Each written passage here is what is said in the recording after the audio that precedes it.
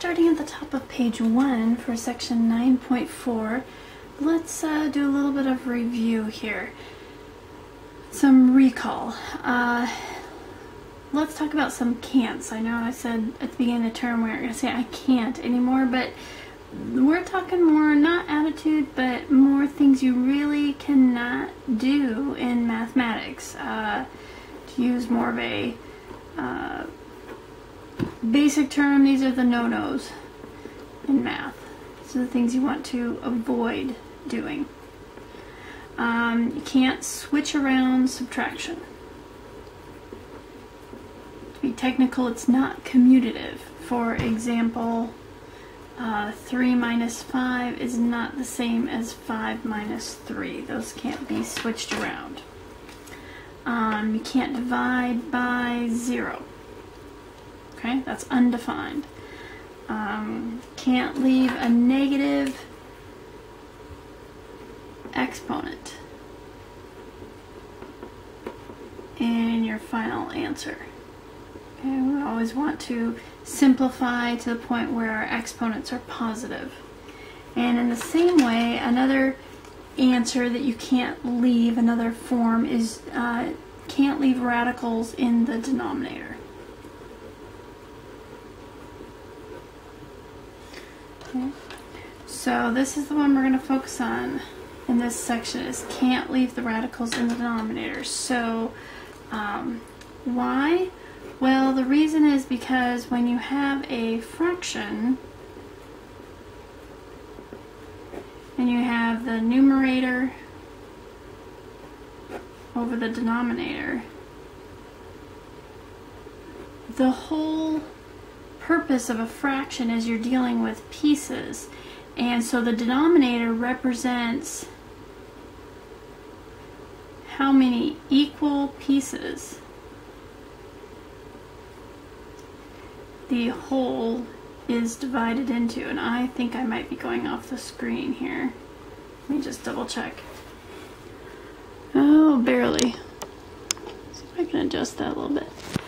So when you have a fraction, numerator over denominator, the denominator represents how many equal pieces the whole has been divided into, the whole item has been divided into. And for it truly to be equal pieces, you need to have a number that has a repeating or terminating decimal, and a item that you can measure, so to speak. And when you have a radical in the denominator, say radical 3 or radical 15, or cube root of 10 or something like that, those decimals go on and on and on, and you would have to round to figure out what size that piece is, what you're dividing that fraction into. So the purpose here is to get a denominator as a whole number. So we want a whole number denominator so that we can legitimately talk about equal pieces when you're dealing with a fraction here. So what do we do? How do we make that happen? Well, there's this process called rationalizing the denominator.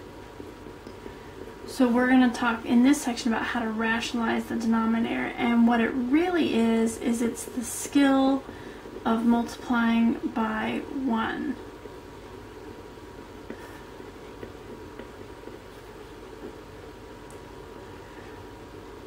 Or a value equal to 1. And the reason why we'd want to do this is because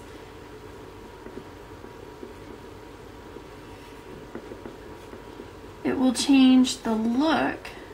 So it changes the look, but not the value.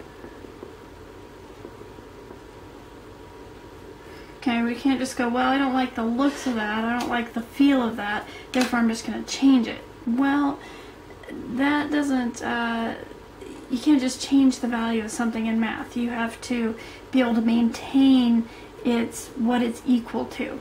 So that's the skill of rationalizing the denominator. When we multiply it by 1, it maintains its original value. But what you're going to see is that we're able to manipulate the way it looks and be able to remove that radical from the denominator and make it a whole number. And we'll do some examples at the bottom of the page.